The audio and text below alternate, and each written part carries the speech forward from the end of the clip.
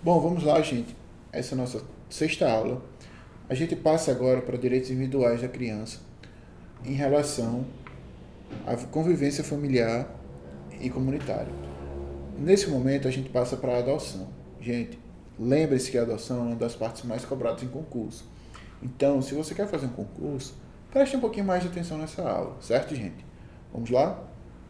A adoção ocorre quando há tanto a perda do poder familiar quanto a impossibilidade de manter a criança na família extensa. Só que os novos pais da criança, eles vão substituir os pais anteriores. Há uma completa eliminação dos laços familiares anteriores e passa a ter novos laços familiares, certo? Elas têm novos vínculos com essa família. Agora, vamos ver que ele tem os mesmos direitos que os filhos dessa nova família e ela só acontece com o final de uma decisão judicial. Não acontece adoção provisória. Dá-se uma guarda provisória para a criança para no final adotar, certo? Agora, lembre-se que ao acabar com os laços familiares anteriores, ele não acaba com os impedimentos familiares anteriores. Uma criança que seja adotada em outra família, ela ainda é impedida de casar com irmãos e pais e avós. Por motivos biológicos, né, gente? Pelo amor de Deus. Não rola, não tem condições a criança ficar assim, certo? Agora, vamos lá. Quem é que pode adotar? Gente, tem uma série de requisitos para adoção, certo? E a gente vai entrar aqui no slide para a gente olhar um pouquinho melhor, certo, gente? Bom, maiores de 18 anos, com diferença mínima de idade entre adotante e adotada de 16 anos, certo? Ou seja, ao completar 18 anos, você pode adotar alguém, mas até uma criança de até 2 anos de idade, certo?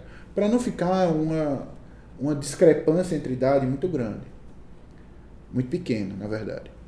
Estar com as contas em dia e não possuir débitos depende do consentimento dos pais ou representantes legais, exceto se houver perda do poder familiar, por óbvio, ou se os pais tiverem mortos ou desconhecidos, o famoso impossível de colher o consentimento.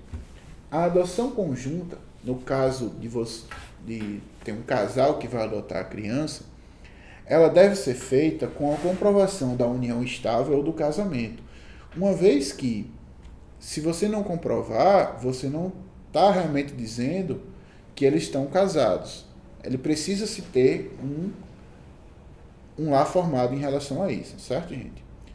Os divorciados, eles podem manter a adoção, mas devem entrar em acordo sobre a guarda. O que acontece? Gente, acontece.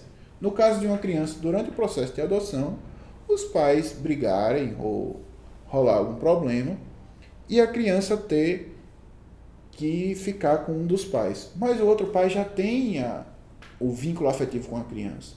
Então, nesse caso, durante esse processo, os pais divorciaram e a criança continua sendo filha dos dois, não tem problema, certo, gente? Só que, lembrando que eles têm que entrar em acordo com a guarda. Agora, quem não pode adotar de jeito nenhum? Ascendentes, os avós, ou irmãos do adotado. Porque não tem como você ser irmão e pai da criança ao mesmo tempo. Também não tem como você ser avô e pai da criança ao mesmo tempo. São laços muito próximos para você entrar com o processo de adoção, certo?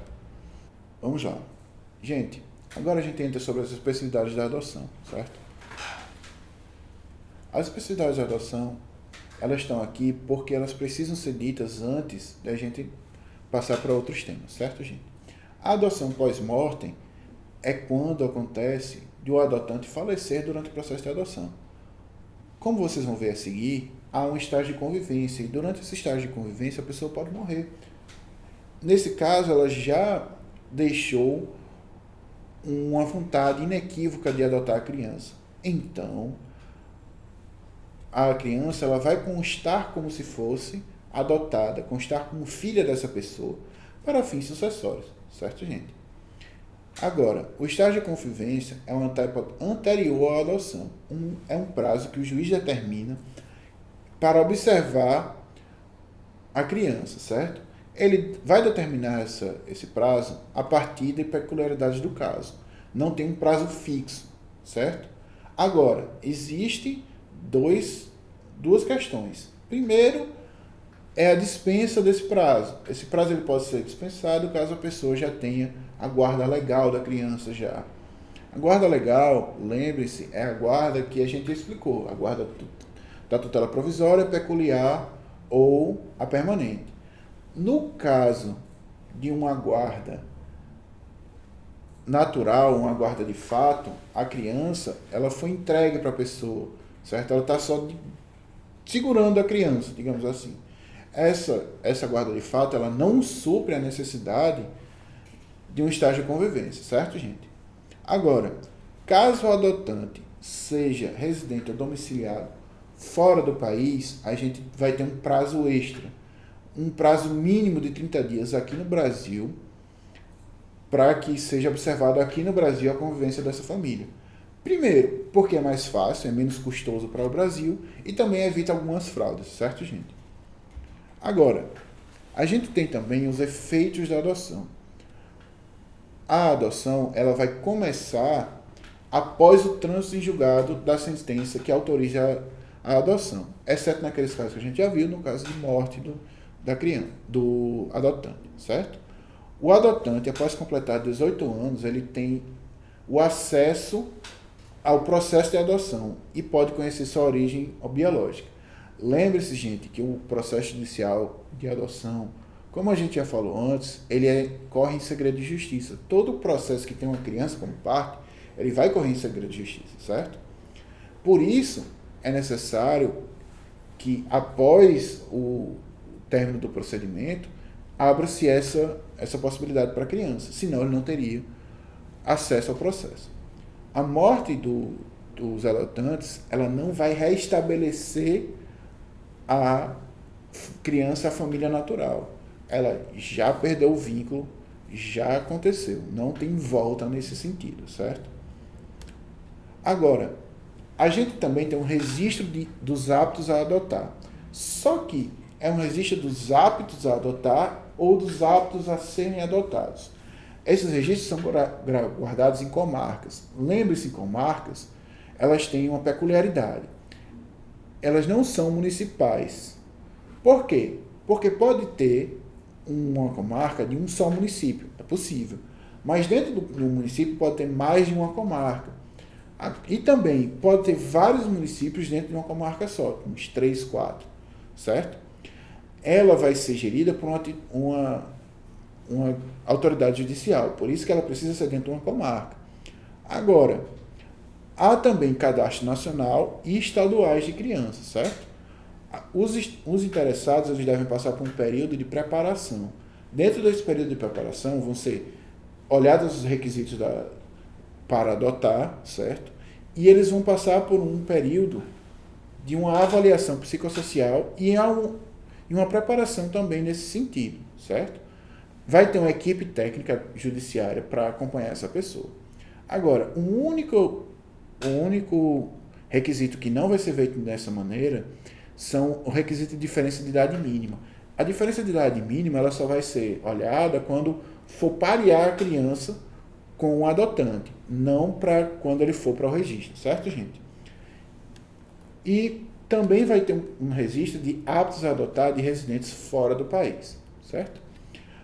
Agora, caso a criança não consiga de imediato uma adoção, ela vai ficar como preferência, certo? E ela vai ir para lá, para uma família cadastrada nesses programas de acolhimento familiar, até que ele consiga uma nova adoção, certo, gente? Agora, por fim, a gente tem a adoção internacional. Ela é feita em último caso, é quando realmente não tem condições da criança ser colocada ou simplesmente ela não conseguiu uma família aqui no Brasil, certo? Ele requer que a criança seja colocada em família substituta, seja um remédio para o caso, e também o adolescente ele deve ser consultado se ele quer ir para fora do Brasil ou não, os maiores de 12 anos. Agora, também tem o seguinte, famílias de brasileiros ou famílias com um dos cônjuges brasileiros, eles têm preferência nessa família de estrangeiros, certo? Se um dos cônjuges for brasileiro nato, ele vai ter preferência em relação a essa criança. Até porque é mais acomodador para uma criança, especialmente uma criança maior de 8, 9 anos, que tem um pai brasileiro, certo? Então eles vão ter a preferência. Bom, agora a gente vai passar para as questões de adoção, certo, gente? Vamos lá? Observada a proposição abaixo, assinale a alternativa correta. Segundo o Estatuto da Criança e do Adolescente, o deferimento da tutela não presume prévia decretação ou perda ou da suspensão do poder familiar. Gente, não. A tutela, ela prevê a prévia decretação de perda e tutela, certo, gente? Essa questão já está errada logo de cara. A especialização de hipoteca legal será dispensada se os bens existentes em nome do tutelado estiverem devidamente registrados no cartório de imóveis, uma vez que a alienação depende de ordem judicial, com a aprovação do Ministério Público. Tá, ok. Enquanto não der conta de sua administração e saudar seu alcance, não pode o tutor ou o curador adotar o pupilo ou o curatelado. Gente, se lembra que eu disse? Um dos requisitos é que ele não tenha dívidas. Essa questão está correta. A 4, a adoção depende do consentimento dos pais ou representante legal do adotando e, em se tratando de adotando maior de 12 anos de idade, do seu próprio consentimento. Gente, essa questão está perfeita. Agora se lembrem, só que salvo se os pais não perderem o poder familiar ou estiverem vivos ou conhecidos, certo, gente? Por último, no caso da adoção por estrangeiro, residente ou domiciliado fora do país, a critério da autoridade judicial, o estágio de convivência poderá ser dispensado se o adotando não tiver mais de 1 ano de idade. Gente, não. O estágio do estrangeiro, ele precisa ser feito e precisa ser feito durante 30 dias aqui no Brasil. Então, está completamente errado, certo? Gente, então, proposições 2, 3 e 4 estão corretas. Confere. Gente, finalizando esse segmento, agora a gente passa para continuar os direitos individuais da criança e do adolescente. Muito obrigado.